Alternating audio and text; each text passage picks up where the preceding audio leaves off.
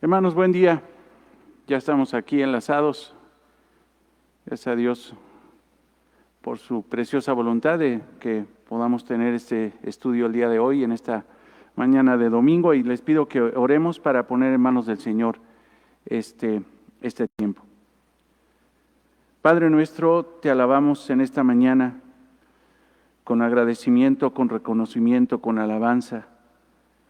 Señor, gracias porque a través de tu Espíritu nos congregas y a través de tu Espíritu, Señor, podemos adorarte y bendecirte en esta mañana, Señor.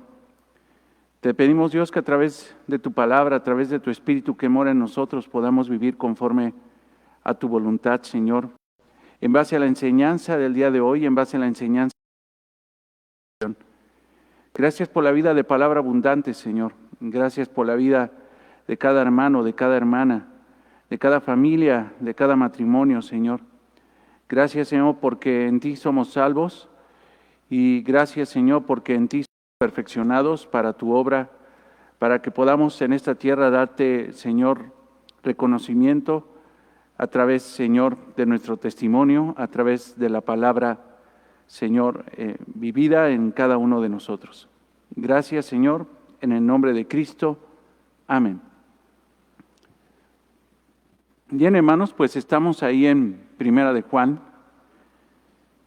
Estamos en Primera de Juan y les pido, por favor, que vayan al versículo,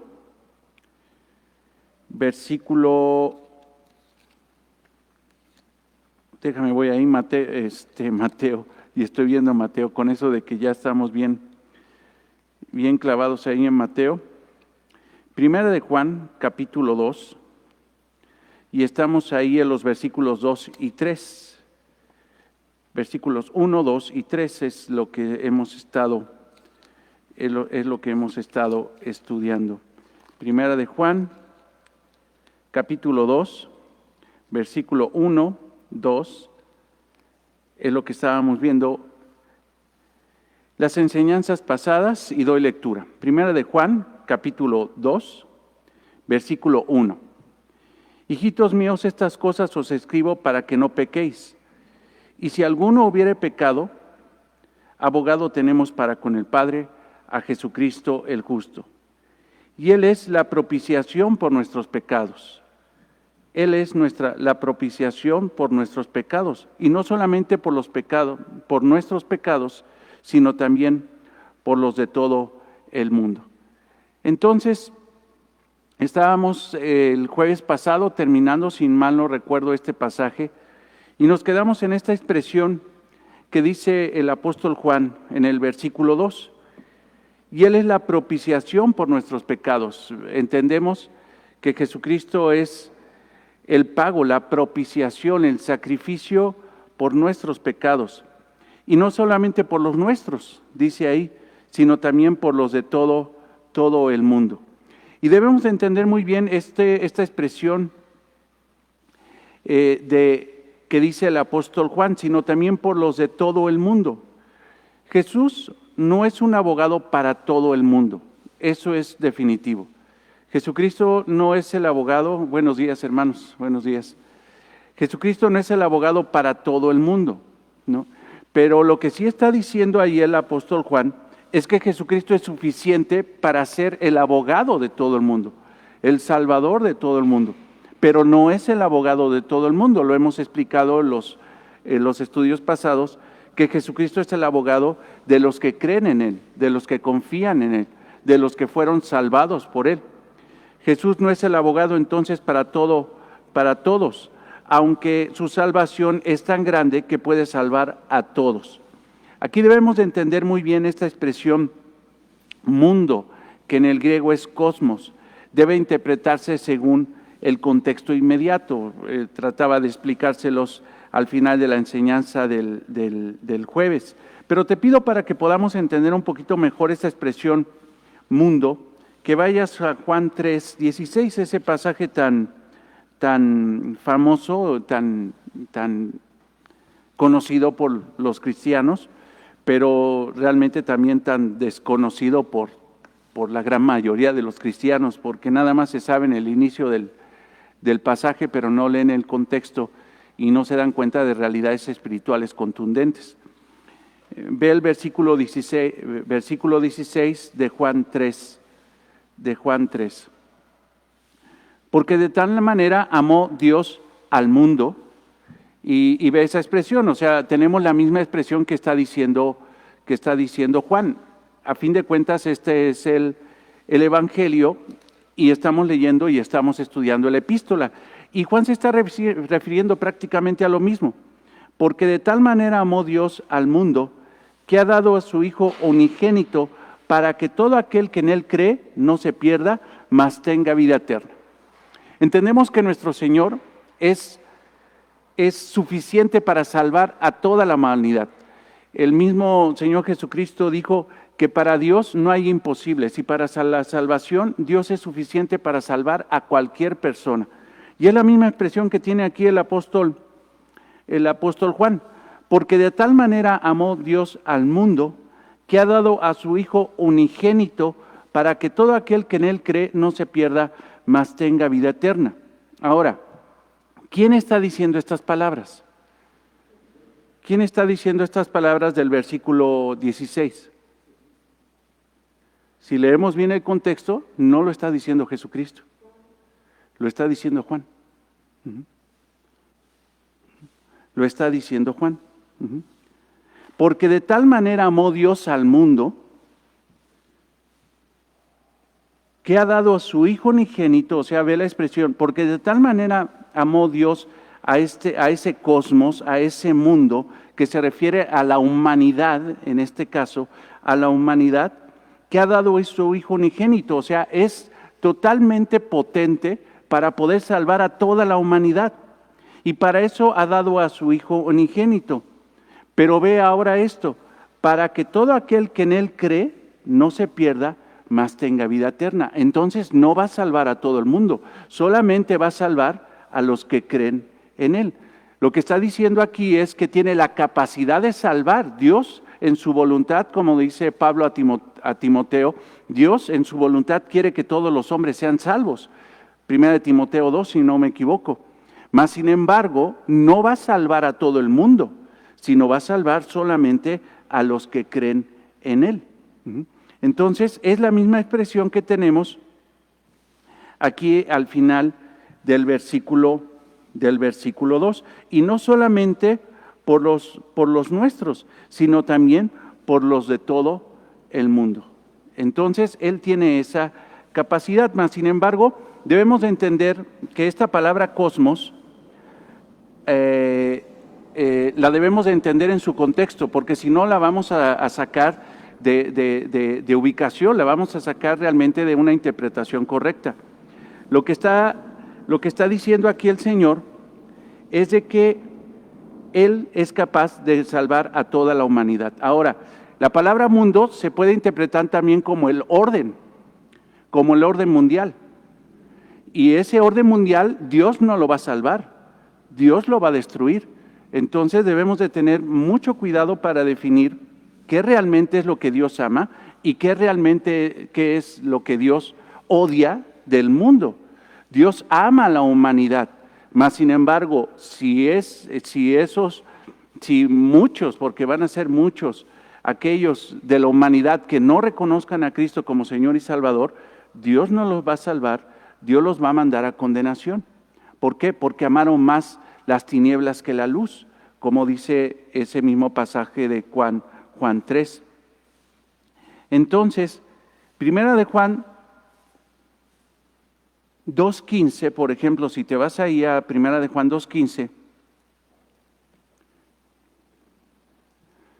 aquí parece que Juan está cayendo en contradicción, porque primero está diciendo, aquí en el pasaje del capítulo 2, versículo 2, que es capaz de salvar a todo el mundo. O sea, hay un aspecto del amor de Dios para salvar a todo el mundo. Pero ahora en 1 de Juan 2:15 dice, no améis al mundo. Entonces, ¿en qué quedamos? ¿Dios ama al mundo o no ama al mundo? O sea, está diciendo que amemos al mundo o que no amemos al mundo. La realidad es que todo va en base al contexto. Vean 1 de Juan 2:15. No améis al mundo. Y este mundo, hermanos, se refiere al orden, como les decía, el orden mundial. Ese mundo que niega a Dios, que ya no busca a Dios, que no ama a Dios, que no obedece a Dios. Ese mundo posmodernista que le llama mucho el pastor Carballosa, el mundo posmoderno, el mundo donde lo que rige son los criterios humanos, pero Dios, su ley, su palabra, ya no es lo que rige al mundo. Ese es el mundo que debemos de odiar, que debemos de alejarnos de él. No améis al mundo, al orden mundial, ni las cosas que están en ese mundo, sino si alguno ama al mundo, ese orden mundial, el amor del Padre no está en él. Entonces, Dios es capaz de salvar a todo el mundo, pero no ama a todo el mundo, porque ese mundo, esa humanidad que crea en Jesucristo va a ser salva. Él es capaz de salvar a todos, pero no va a salvar a todos. Recuerda la interpretación correcta de Juan 3:16. Él es capaz de salvar a todo el mundo, pero no va a salvar a todo el mundo. Va a salvar solamente a los que creen en su Hijo Jesucristo. Y en el aspecto de esa palabra mundo, cosmos o orden, cuando lo vemos en un contexto de que dice Dios, no améis a ese mundo, se refiere al orden mundial, no se refiere a la humanidad, no está diciendo odia a la humanidad, odia a los seres humanos, no está diciendo eso. Lo que está diciendo es que odies el pensamiento de esos seres humanos, el pensamiento que tiene ese mundo que simple y sencillamente desecha a Dios. Ese pensamiento que dice, ¿sabes qué? Todo lo de Dios es malo y todo lo del hombre es bueno. Ese pensamiento que dice, ¿sabes qué? No todo lo malo es malo, las cosas malas son buenas y en tu criterio personal, en tu lógica, en tus deducciones, en tu sabiduría humana, pues tú ponle bueno a todo lo que tú quieras ponerle bueno y ponle malo a todo lo que quieras ponerle malo. Ese fue el pensamiento que sembró desafortunadamente, pecaminosamente, Satanás en el pensamiento de Adán y Eva, en los primeros seres humanos. En ese primer mundo, por decirle, primera humanidad, ellos cayeron en la trampa de decir, el que aquí rige, el que dice qué está bien y qué está mal, no es Dios. Fue lo que le dijo Satanás a Adán y a Eva. El que dice qué está bien y qué está mal, el que tiene el discernimiento, la ciencia, el conocimiento, no es Dios. Son ustedes, Adán y Eva, saquen sus conclusiones. Ese orden, ese pensamiento mundial que impera en los seres humanos, es ¿cómo se llama? Es el que debemos de odiar. Mas, sin embargo, en el pasaje que está diciendo, en el versículo 2, de aquí de este pasaje que estamos estudiando de Primera de Juan, capítulo 2, y Él es la propiciación por nuestros pecados. Y no solamente por los nuestros, sino también por los de todo el mundo. Él puede ser la propiciación, el sacrificio suficiente para salvar a todos. Pero Dios, en su soberanía, ha dicho que no va a salvar a todos. Solamente van a tener un abogado justo, solamente van a disfrutar de la bendición de tener la propiciación del sacrificio de Cristo los que creen en Él. Entonces, eso es muy, muy importante. Debemos amar a la humanidad. Eso es lo que debemos de entender. Pero tenemos que odiar el pensamiento de la humanidad. Repudiar el pensamiento de la humanidad. Tenemos que amar a todos los seres humanos. Aunque nos ultrajen, nos persigan, aunque nos odien, aunque se conviertan en nuestros enemigos. Dios, Jesucristo, nos dice que tenemos que amarlos. Pero no tenemos que amar su pensamiento, su forma de pensar, sus filosofías humanas. Eso, hermanos, eso es lo que tenemos que alejarnos. No améis al mundo, al orden mundial, ni las cosas que están en el mundo. El pensamiento que tiene ese orden mundial, dado por Satanás, dado por los demonios, dado por la concupiscencia de los hombres, porque simple y sencillamente ellos tienen filosofías, tienen pensamientos animales, terrenales y diabólicos. Eso es lo que enseña la palabra de Dios. Animal, basado en el alma, almáticos, mediados y regulados por sus emociones, no por la palabra de Dios. Animal, terrenal, limitado y diabólico, opositor totalmente a la voluntad de Dios. Entonces debemos de apartarnos de eso. Algo muy bueno que te podrá ayudar para poder interpretar bien esa palabra cosmos cuando la tengas, la palabra mundo, uno debe de interpretarlo bajo su contexto. Cuando la palabra mundo se usa en contraste con la iglesia, significa pecado. O sea, cuando veas la palabra mundo cerca o en contraste con la palabra iglesia, eso significa pecado.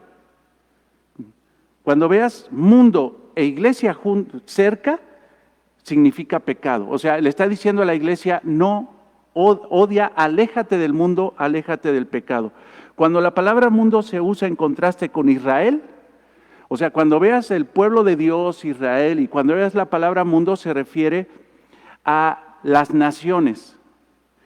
Cuando veas la palabra mundo que se utiliza en contraste con el cielo, eso significa humanidad. O sea, cielo, mundo, lo divino y la humanidad. Debemos entender eso para tener una buena interpretación de la palabra de Dios.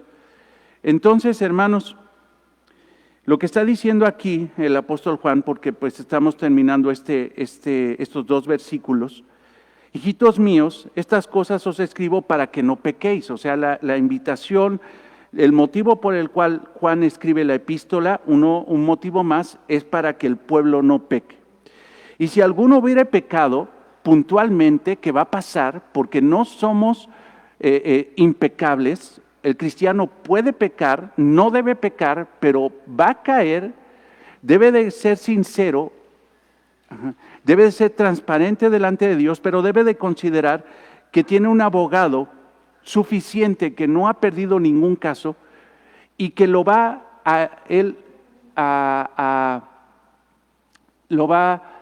a recordar la esencia de lo que hizo él, nuestro Señor Jesucristo, por ese pecador, por ese cristiano pecador, que Él fue la propiciación, fue el sacrificio completo, suficiente para el perdón de sus pecados. Entonces tenemos un juez que no solamente defiende, sino que también pagó por nosotros. Y eso es lo que hace de nuestro Señor Jesucristo un juez completo. Él es la propiciación por nuestros pecados, y no solamente por los nuestros, sino también por los de todo el mundo. Él es suficiente para salvar a todos. Para Dios no hay imposibles. Para la salvación no hay imposibles. No hay imposibles. Dios es suficiente para salvar a todo el mundo, pero no va a salvar a todo el mundo. Dios ama a la humanidad, pero odia a los pecadores que no se arrepienten. Eso es lo que enseña la palabra de Dios. Ahora, entremos a los versículos 3 al 6. Les pido por favor que leamos los versículos 3 al 6. Primera de Juan 2, versículo 3 al 6. Versículos 3 al 6. Y esto, hermanos, está pesado. Esto está pesado. ¿Qué tono pastoral tiene el apóstol Juan? Pero cómo es de contundente en sus declaraciones. Contundente. Y en esto sabemos que nosotros le conocemos, si guardamos sus mandamientos. El que dice, yo le conozco, y no guarda sus mandamientos, el tal es mentiroso y la verdad no está en él. Pero el que guarda su palabra, en este verdaderamente el amor de Dios se ha perfeccionado. Por esto sabemos que estamos en él. El que dice que permanece en él debe de andar como él anduvo. ¿Alguien tiene alguna duda? Creo que no. Y eso es lo maravilloso de la escritura del apóstol Juan en las epístolas. O sea, y en esta epístola en particular de Primera de Juan, es tan contundente, es blanco o negro, no hay grises. Es que no le entendí. No, es que no sea entendible. Es que la necedad, el corazón duro del ser humano lleva a decir que no entiende esto, ¿no? Yo no sé, hermanos, si ustedes tengan el hábito de hacerse una revisión periódica con el médico. ¿Por qué una persona se hace una revisión periódica con un médico? Para saber cómo estamos físicamente y ese resultado que te da. Un diagnóstico te da una certeza, ¿no? Y te da la certeza de que el diagnóstico dice, estás bien de salud, y tú dices, no estoy seguro, o sea, estoy bien. Y cuando la gente te pregunta, oye, ¿y cómo has estado de salud? Muy bien. ¿Y cómo lo sabes? Porque me saqué un examen, me hice un estudio, y en ese estudio salió que estoy bien de todo. Gloria a Dios, ¿no? Pero ¿por qué algunas personas no quieren irse a hacer el estudio? ¿Por temor a qué?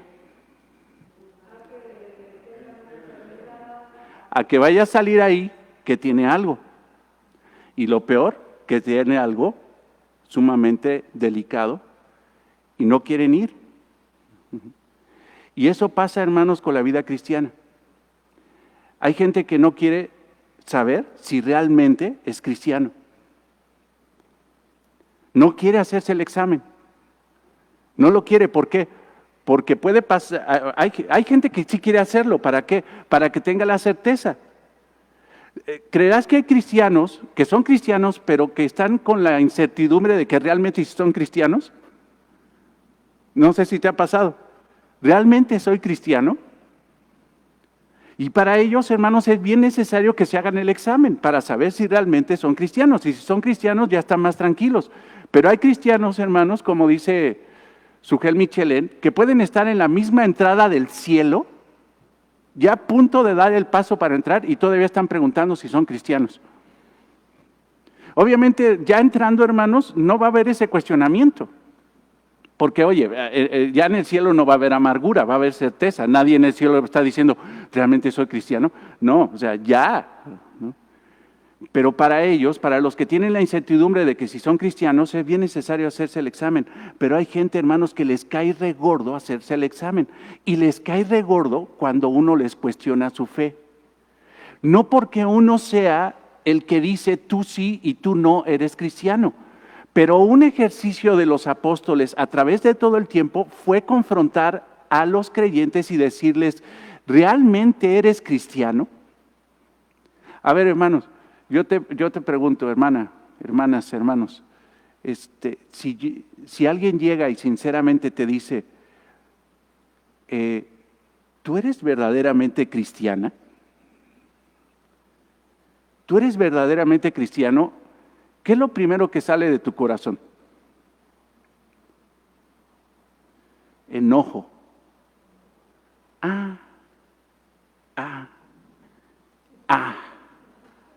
¿Usted es Dios o qué? ¿No? O sea, ¿usted qué se cree? ¿No? O sea, ¿usted está cuestionando si yo realmente soy cristiano? No, yo no lo estoy cuestionando, yo nada más te estoy poniendo a pensar.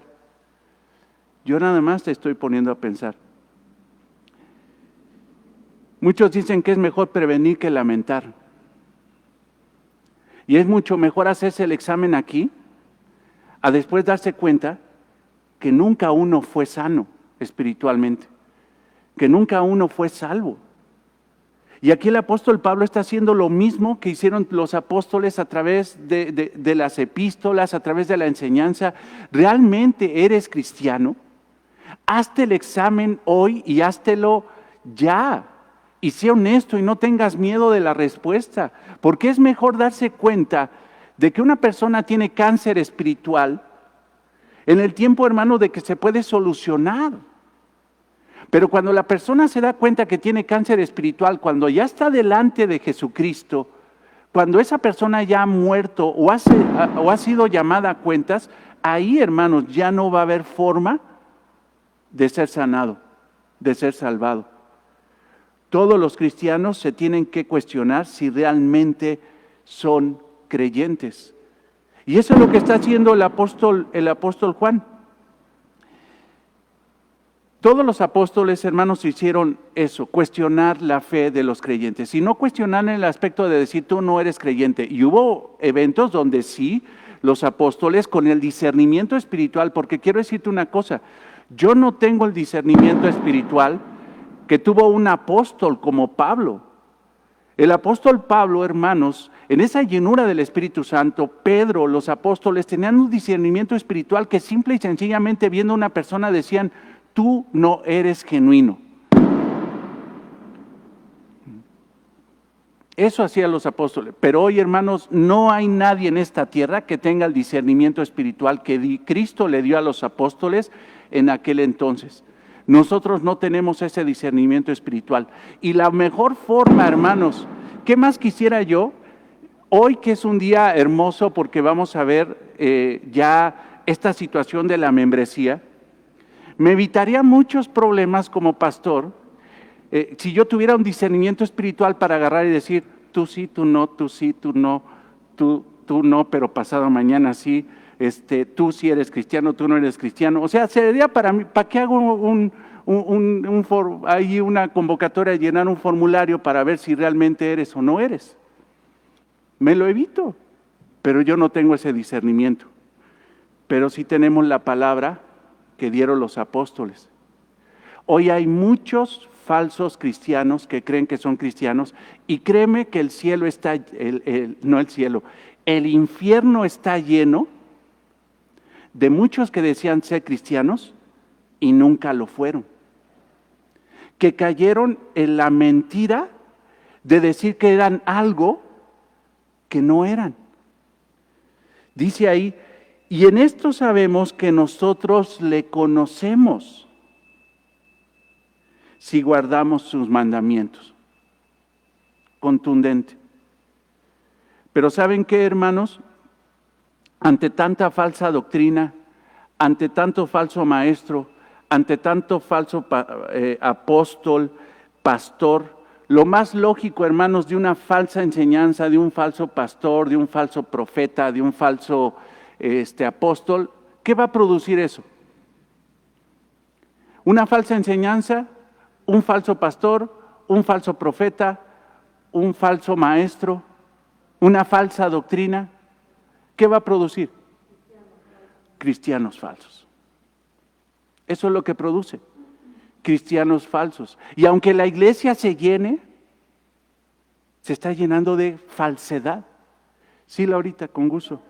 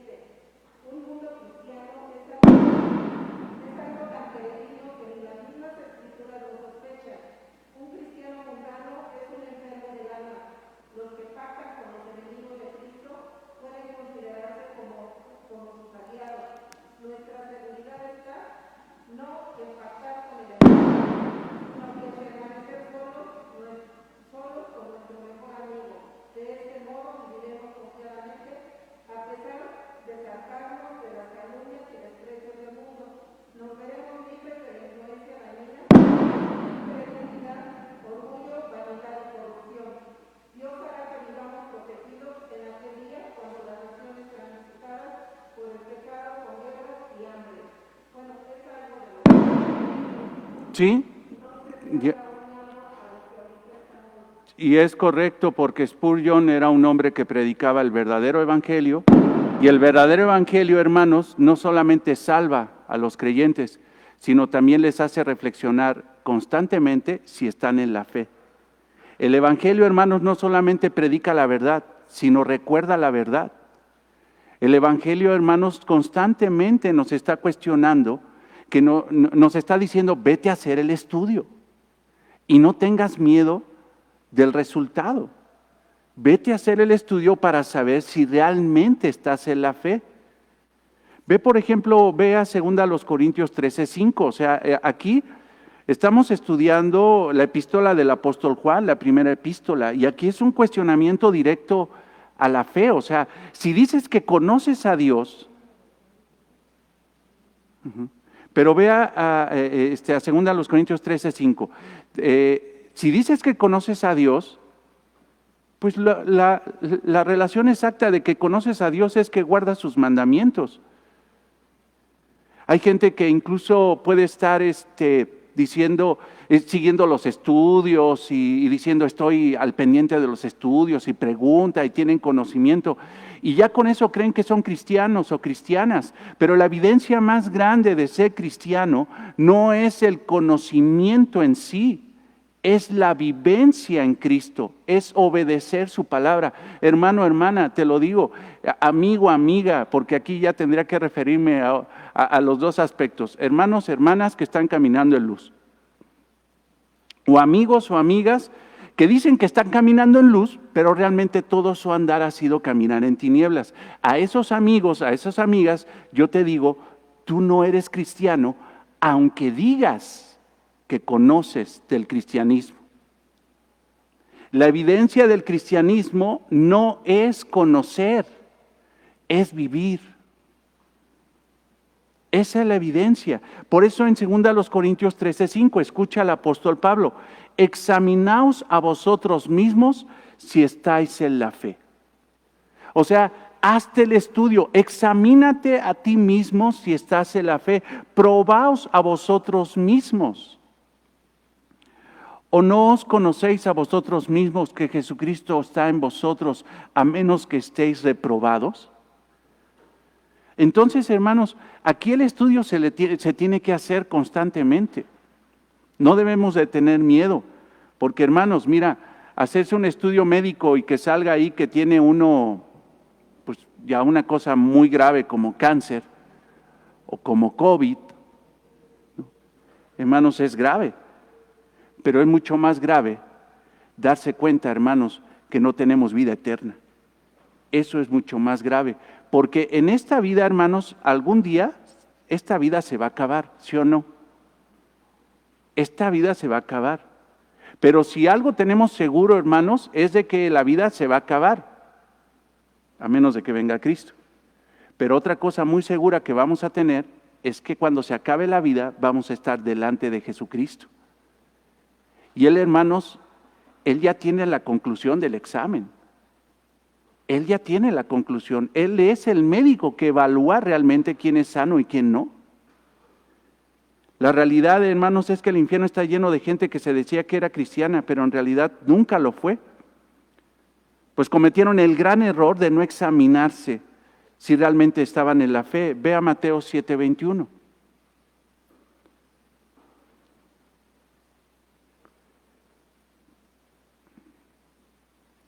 Y una evidencia muy grande, hermanos, de que una iglesia está predicando la falsa doctrina es que nunca toma este tema.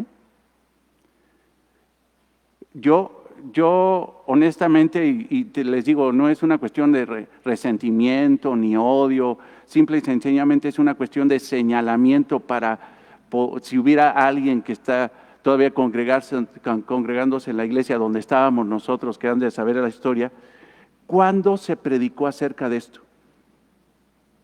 ¿Cuándo? Oye, yo estuve ahí 14 años, 13 años, ya ni me acuerdo, desde que inició hasta el punto que me fui, nunca se predicó de esto, nunca. En 13 años nunca se tocó el tema. Y era el tema de los apóstoles, constante, del Espíritu Santo, de la salud de la iglesia, del amor a la iglesia. Esto es amor, hermanos, hijitos. Está diciendo, hijitos, estas cosas os escribo para que no pequéis. Esto tiene un contexto de amor. Pero dense cuenta, si caminan en tinieblas, pero dicen que andan en luz, se están mintiendo a ustedes mismos. Y su destino va a ser el infierno. Imagínate que estés ya un día delante de Jesucristo, Mateo 7:21. No todo el que me dice, Señor, Señor, entrará en el reino de los cielos. No es lo que dices lo que realmente vale la pena, sino lo que haces es lo que respalda lo que dices. Si dices una cosa, tiene que ser respaldado con una realidad. Y si dices que Jesucristo es tu Señor, no todo el que me dice Señor, Señor, entrará en el reino de los cielos, sino el que hace, esta es la realidad de los que entran al cielo, sino los que hacen la voluntad de mi Padre que está en el cielo. Sabemos que la salvación no es por obras, pero una evidencia de la salvación es la obediencia a la palabra de Dios. Ve el versículo 23, entonces les declararé, nunca os conocí. Si dices que conoces a Dios, Jesucristo te aclara y dices, yo no te conozco a ti. O sea, tú podrías decir que me conoces a mí, pero la realidad de esta relación no es lo que tú conoces de mí, sino lo que yo conozco de ti. ¿Te das cuenta? Pero ¿cómo te darás cuenta que realmente me conoces a mí? Dice Dios, cuando me estás obedeciendo a mí. Si tú dices que me conoces a mí, pero no me obedeces a mí, yo no te conozco a ti. Pero la evidencia de que yo te conozco a ti es que tú me obedeces a mí. ¿Claro? Muy claro. Y entonces les declararé, nunca os conocí, apartaos de mí, hacedores de maldad, anarquistas, que se la vivieron pecando, pero que decían que eran cristianos. Hermanos, aquí va a sacar el Señor la realidad, va a sacar el análisis de la salud espiritual de la persona, pero si te fijas, ya la declaración ya es judicial, ya no es de esperanza, es simple y sencillamente estás enfermo, siempre estuviste enfermo, nunca quisiste analizar si estabas en la fe, fuiste egoísta, te predicaron falsas doctrinas, te las creíste, las predicabas, en tu nombre echaba fuera demonios, en tu nombre profetizaba, te creíste todos esos engaños carismáticos y ahora cuando estás delante de mí yo te digo la realidad, que no quisiste oír y nunca fuiste a hacerte el examen en vida, nunca te conocí, apártate de mí, estás echado a perder, te vomito, no eres parte del cuerpo. ¿Por qué? Simple y sencillamente por esto, porque te la pasaste haciendo maldad. Entonces, ahora la neta, y que vaya que no estamos, analízate tú primero. Pero ¿cuántas veces hemos visto cristianos así? Que dicen, aleluya, gloria a Dios, mi Señor poderoso, y quién sabe qué, yo soy su hija, yo soy su hijo, y se la pasan peque.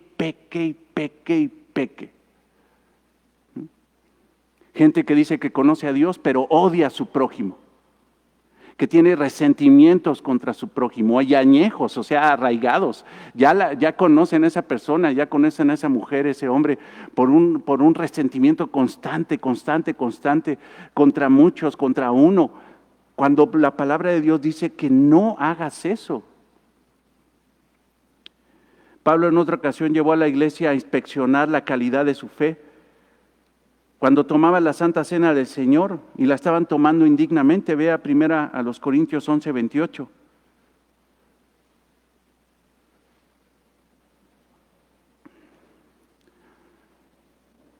Por tanto, pruébese cada uno a sí mismo. Pruébese a cada uno a sí mismo y coma así del pan y beba de la copa. Aquí ya era un contexto de salvación, pero estaban haciendo mal, estaban tomando la cena del Señor indignamente. Y Pablo los lleva a reflexionar, a la reflexión continua que debe tener todo cristiano. ¿Realmente he probado mi fe? ¿Realmente estoy en la fe? ¿Por qué digo que soy cristiano? ¿Por qué lo digo? ¿Cuál es el fundamento? ¿Cuál es lo que puede soportar mis palabras, porque las palabras se las lleva el viento. De lengua me echo un taco, dicen por ahí. Pero realmente, ¿cuál es el sustento de mis palabras? O sea, cuando reviso mi obediencia a Cristo, cuando reviso mi matrimonio, mi relación con mi esposo, mi relación con mi esposa, mi relación con mi prójimo, cuando veo mi relación con Dios y su palabra, su ley, cuando yo reviso si mi andar realmente es en luz, ¿cuál es mi conclusión? Pero hay cínicos que aún viendo que están pisando en tinieblas, se les ocurre decir que son cristianos y tienen un testimonio pero horrible y todavía dicen que son cristianos. Esos son los peores. Esos son los peores o las peores, como dicen por ahí, ¿no? No hay nada más apremiante en la vida cristiana que saber si realmente somos cristianos, hermanos. A través de la palabra penetrante del apóstol Juan, yo te pido que regreses ahí. Esas palabras del versículo 3 son penetrantes, hermano. Y en esto sabemos que nosotros le conocemos. En esto sabemos si realmente conoces a Cristo. En esto sabemos que realmente sabes la palabra de Dios. En esto sabemos si realmente tienes sana doctrina. Porque déjame decirte una cosa, la sana doctrina no solamente es la pureza de la palabra de Dios sin tergiversarla. La sana doctrina también es vivir la palabra, la sana doctrina. La sana doctrina, hermanos, y no estoy diciendo una herejía, no sirve de nada si no se vive.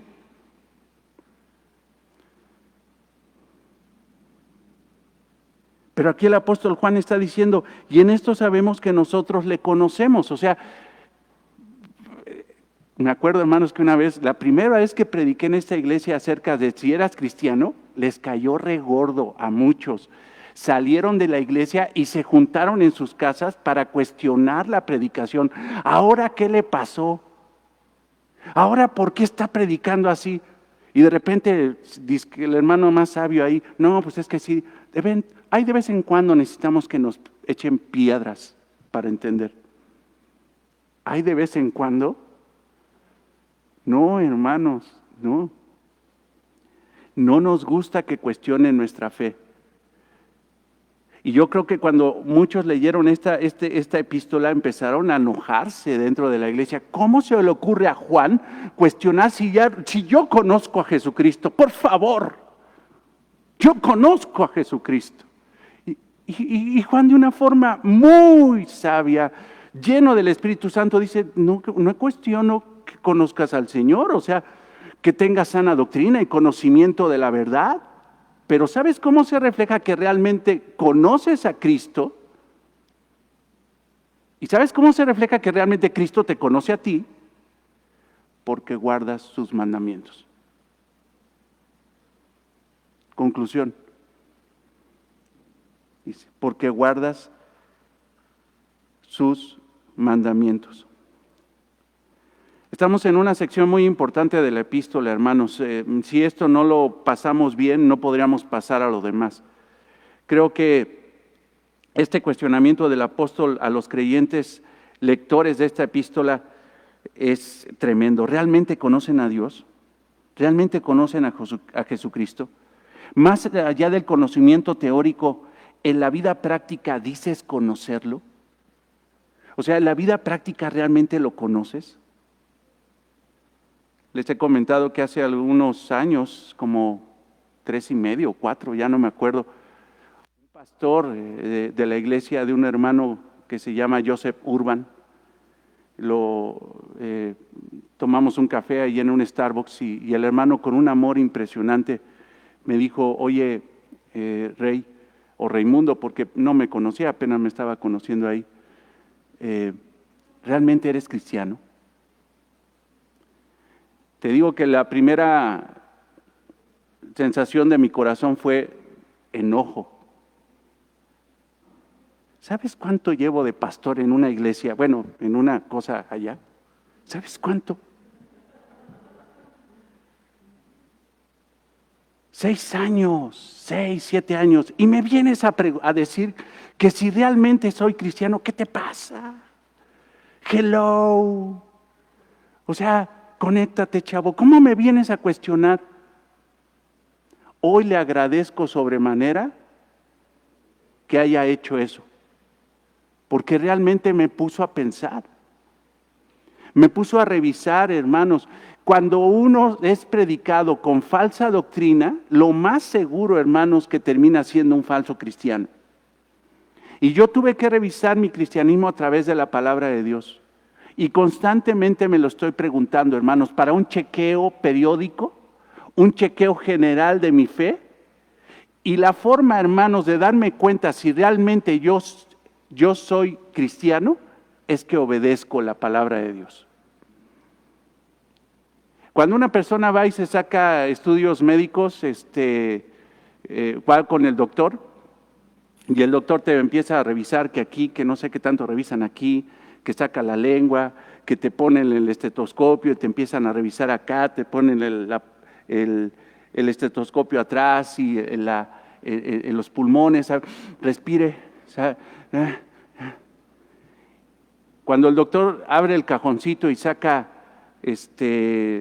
ese taloncito del chopo, análisis clínicos, y pone ahí una química, una química sanguínea de quién sabe cuántos elementos, es que después de haberte revisado todo no sabe qué tienes, y la única forma de saber qué tienes es a través de una química sanguínea, ¿no?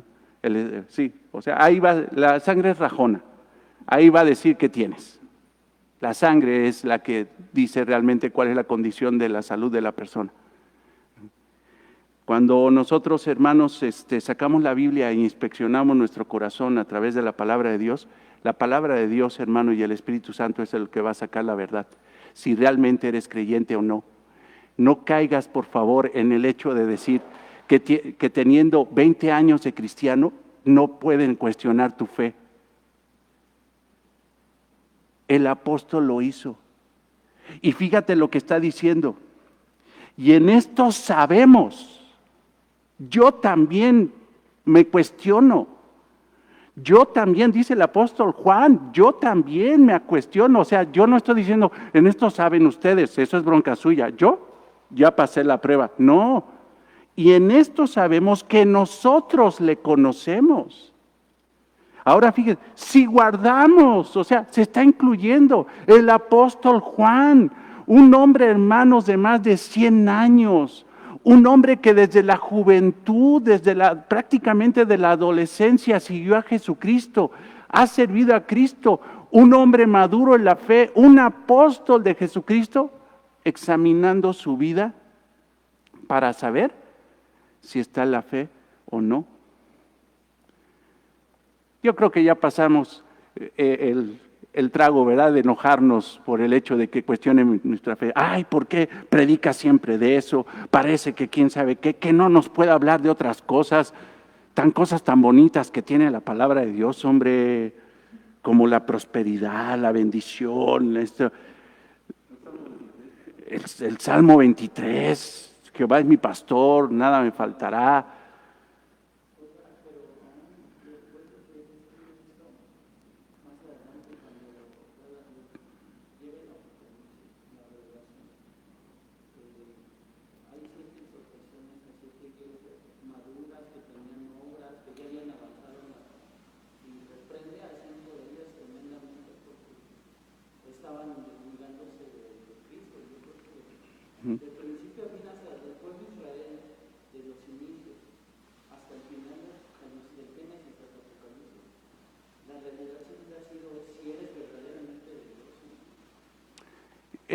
Y es cierto, lo que dice aquí Moy es muy cierto. El apóstol Juan en Apocalipsis, en el capítulo 2, 3, cuestiona la fe de iglesias que creían que estaban en la fe. La Odisea la define como una iglesia tibia, una iglesia donde simple y sencillamente decían que estaba Cristo, pero sin embargo, dice Cristo, estoy a la puerta y llamo. O sea, le estoy hablando a los que están adentro de la iglesia, porque ¿qué creen? dicen que yo soy el centro de la iglesia, pero no soy el centro de la iglesia, estoy fuera de la iglesia y estoy tocando la puerta para que me abran. Se dicen cristianos y yo no soy el centro de su iglesia, yo no soy el centro de su vida. Pero aún así, hermanos, Cristo en su amor, porque ¿en qué momento viene esa exhortación, esa jalada de orejas, esa confrontación, ese análisis? ¿En qué momento fue la iglesia, las iglesias reprendidas por Jesucristo en Apocalipsis? ¿En qué momento fue escrito esto por Juan en el capítulo 2 de esta epístola que estamos estudiando? ¿En qué momento en el último, en 2 Corintios 13, Pablo le dice, revisen si están en la fe? ¿En qué momento? De este lado de la gloria. Todavía hay posibilidades de buscar, hermanos, la realidad, de humillarse, arrepentirse, decir, perdóname, no fui genuino. Todavía hay oportunidad. Pero ya cuando Jesucristo dice, a ustedes no los conocí, es cuando ya es del otro lado de la gloria, en su presencia, en juicio, y Él dice, te mentiste, pero a mí no me mientes. Te mentiste. Hermanos, mira, bien fácil. Cuando digas que eres cristiano, cuando te pregunten, ¿eres cristiano? Revisa qué estás haciendo. ¿Cómo vives? Revisa primero, no hables así. Ya entendimos que seguimos siendo pecadores, ya entendimos, hermanos, que andamos en luz, y aún andando en luz podemos pecar, no debemos pecar, pero va a pasar que vamos a pecar, y si pecamos tenemos un abogado que fue propiciación por nuestros pecados.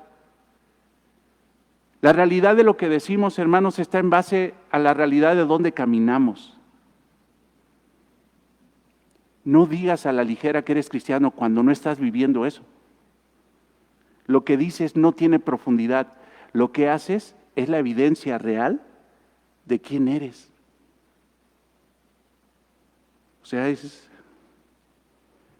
pero sí calienta, la verdad es que le pregunten a uno si eres cristiano, ¿no? La verdad es que sí calienta, pero la verdad es que qué amor, hermanos, qué amor, qué amor.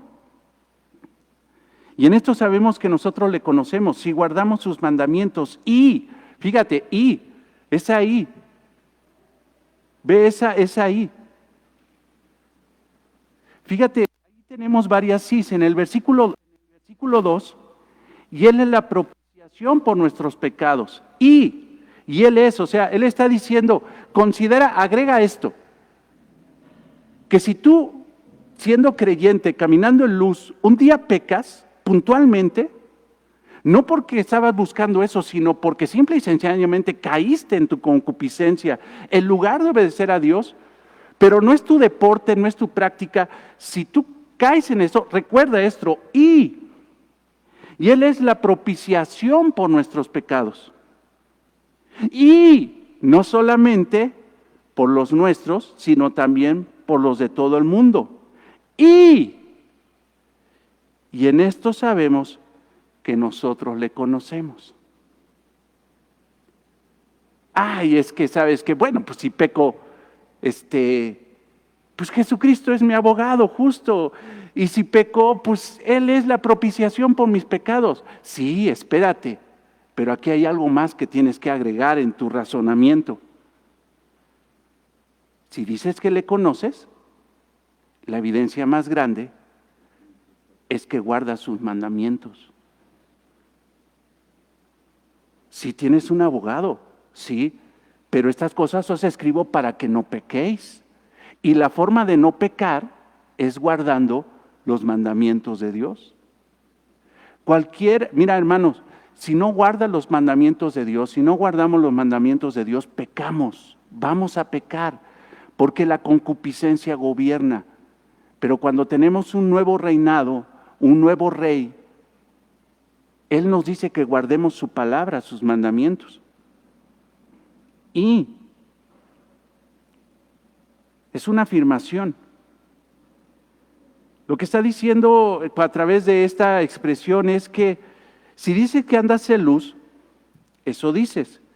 Si dices que Jesús es tu abogado, que fue el que el que sació la justicia de Dios, y que no solamente a través de su justicia y su amor fuiste aprobado delante de Dios. Entonces, si tú dices que conoces a Jesús, el abogado, si tú dices que la justicia de Dios fue satisfecha a través de los sacrificios de Cristo, la mejor forma de filtrar todo eso que dices conocer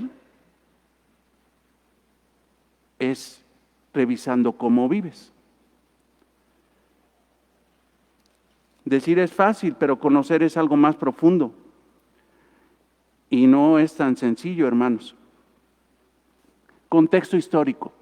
¿Qué está pasando aquí? ¿Por qué está diciendo el apóstol Juan? Está diciendo estas palabras por un motivo. O sea, nada más le vino así a la mente. ¿Tú crees que el apóstol Juan está como que escribiendo proverbios, así como Salomón, que tiene ideas sueltas y así recopilando, recolectando, porque ya ves que Salomón era una especie de recolector de enseñanzas y escribió los proverbios aunque no tenían un orden, porque de repente leen los proverbios y dices, ah caray, está hablando de esto, luego termina hablando de esto, luego termina hablando de esto. Aún ahí hay un orden. Algún día, hermanos, llegaremos a proverbios, a estudiarlo. Sería maravilloso. Pero no le está diciendo porque sí. Dentro de la iglesia había un grupo de hombres llamados gnósticos. Los gnósticos, hermanos, creían que solamente ciertas personas con un nivel espiritual elevado podrían tener un conocimiento de Cristo. Ellos decían que los únicos que conocían a Cristo eran los gnósticos. Los gnósticos.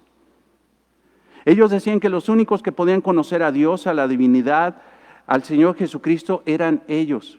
Decían conocer perfectamente bien la divinidad, pero su conocimiento de la divinidad era en base a éxtasis espirituales.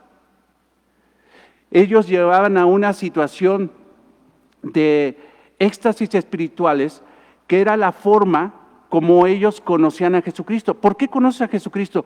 Lo soñé. Lo vi. ¿Por qué conoces a Jesucristo? Porque entré en un éxtasis espiritual en la alabanza, en la adoración, y empecé a sentir una sensación impresionante, donde incluso sentí la presencia de Jesús a un lado de mí. ¿No? Conozco a Cristo porque lo soñé, porque entré en un trance, porque tuve una práctica carismática, tuve un viaje astral. A través de un encantamiento, una ceremonia hipnótica, frenética, a través de que empecé a hablar en lenguas, orgías, profecías, borracheras y demás actividades practicaban los gnósticos para elevarse espiritualmente y conocer a Cristo. Eso es lo que hacían. Vayan a Efesios 5, 18. Sí.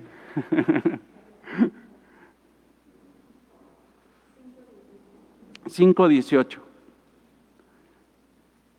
No os embriaguéis con vino, en lo cual hay disolución.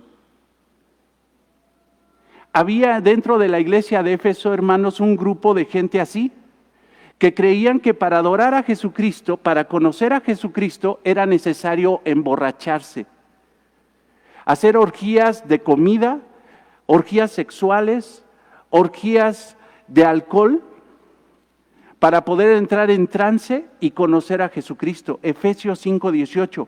Pero Pablo les dice a esa iglesia, no os embriaguéis con vino. Esa no es la forma de conocer a Cristo. ¿Ustedes creen que a través de esas borracheras ustedes van a elevarse para conocer a Cristo? No es así. En lugar de elevarse, tienen disolución, se caen. Antes bien, sed llenos del Espíritu Santo. Sed llenos del Espíritu. Entonces, hermanos, los gnósticos decían que la única forma de conocer a Cristo era a través de un iluminado, un ungido que predicaba y les decía, hermanos, Les voy a decir que conocí a Cristo y ¿y cómo sabes eso? ¿Por qué? Porque lo vi, lo soñé, entré en un éxtasis espiritual. ¿Y cómo entraste a tu éxtasis espiritual? A través de una borrachera, a través de una orgía, a través de mantras repitiendo y repitiendo palabras, a través de hablar en lenguas. Y dices que con eso ya conoces a Cristo. Ellos decían que eran los únicos, los ungidos, los elegidos, que tenían la autoridad para decir quién era Cristo, en base a sus experiencias sensoriales. Pero ni su vida ni su doctrina reflejaban a Cristo. Ni su vida ni su doctrina reflejaban a Cristo. Juan dice, yo les enseñé lo que yo recibí. Nosotros, fíjate cómo lo dice, lo que era desde el principio, lo que hemos oído, lo que hemos visto con nuestros ojos, lo que hemos contemplado, no son alucinaciones, no son, deducciones de quién es Cristo. Simple y sencillamente les escribimos lo que Él nos enseñó, la doctrina que nos enseñó y lo que vimos de Él en vida. Pero los gnósticos decían, eso no es importante, lo más importante no es lo que dicen los apóstoles, lo más importante es lo que dice mi experiencia espiritual. Hasta le hago así, mira.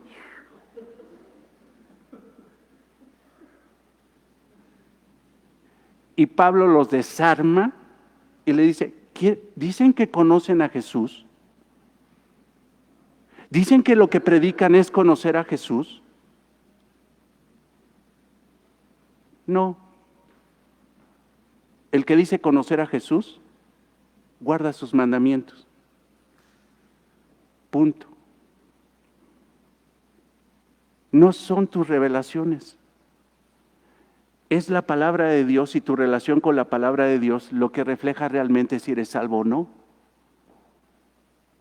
O sea, eso es lo que está diciendo.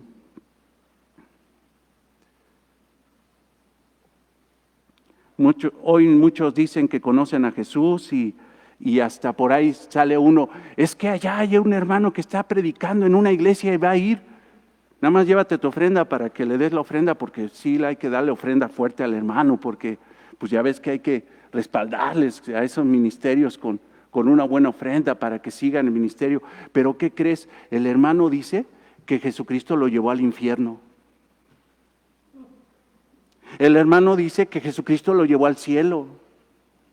El hermano dice que la playa, como ese que fundó Visión Carismática Internacional, que fue a fin de cuentas lo que desafortunadamente se trajo, ya sabrás, y lo implantó en una desafortunada congregación que recibió simple y sencillamente algo por una revelación que le dijo Dios, esto que ves aquí,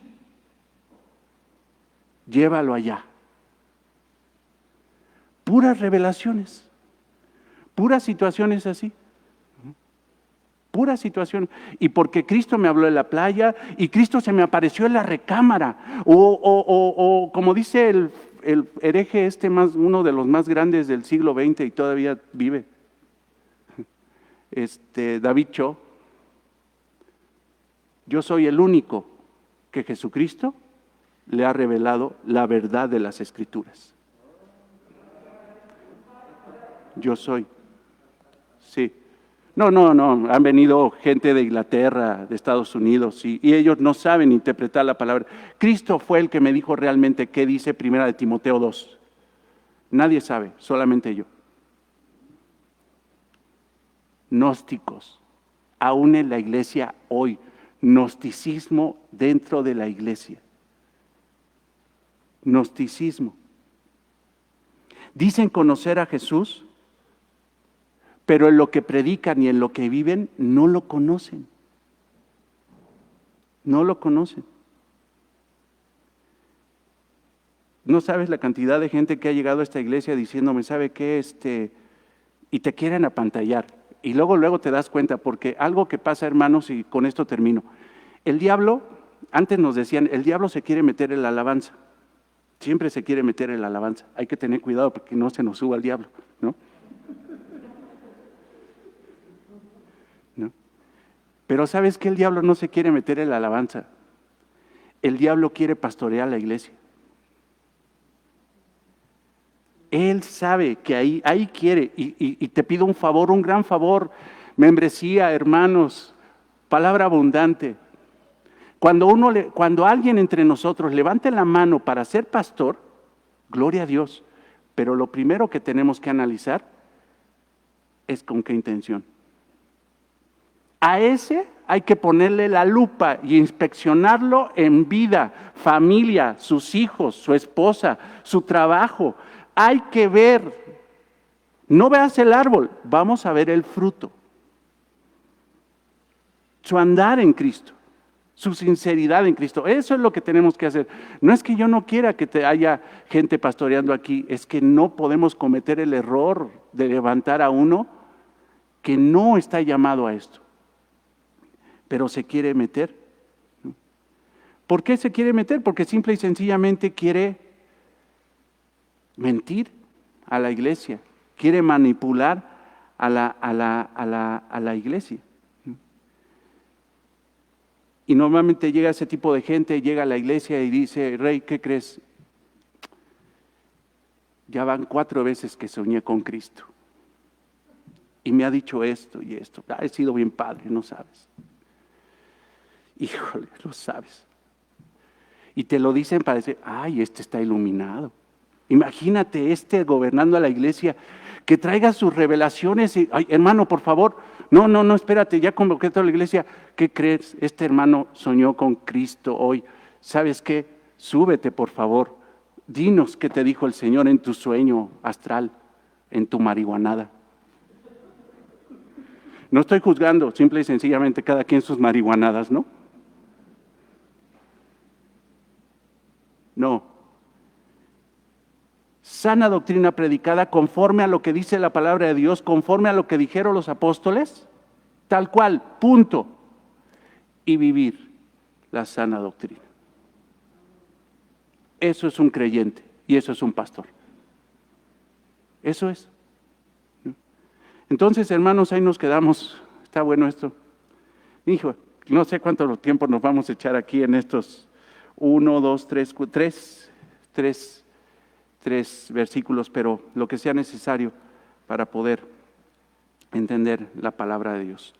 Amado Señor, te damos gracias por este tiempo y te pido simple y sencillamente, Señor, no quiero agregar más palabras, Señor, a lo que tú has dicho, a lo que enseña simple y sencillamente el versículo 3. Señor, creo que es un bello momento, una oportunidad hermosa de que nosotros nos hagamos el estudio y revisemos si realmente estamos en la fe, Señor. Eso es sumamente necesario, eso es vida espiritual, eso es vida o muerte espiritual, Señor. Gracias por la honestidad de tu palabra y gracias, Señor, por el profundo amor que tienes por nosotros, porque, Señor, esto es un tiempo hermoso, Señor, porque aún tenemos vida de poder reflexionar si realmente estamos en la fe. Gracias, Señor, en el nombre de Cristo. Amén. Hermanos, nos vemos a ratito, 11 de la mañana. Si no hay mayor impedimento, vénganse a la predicación, vénganse todos. Es un día importante. Hoy vamos a ver algo muy importante de la iglesia, que es la membresía de la congregación Palabra Abundante. Dios los bendiga, hermanos.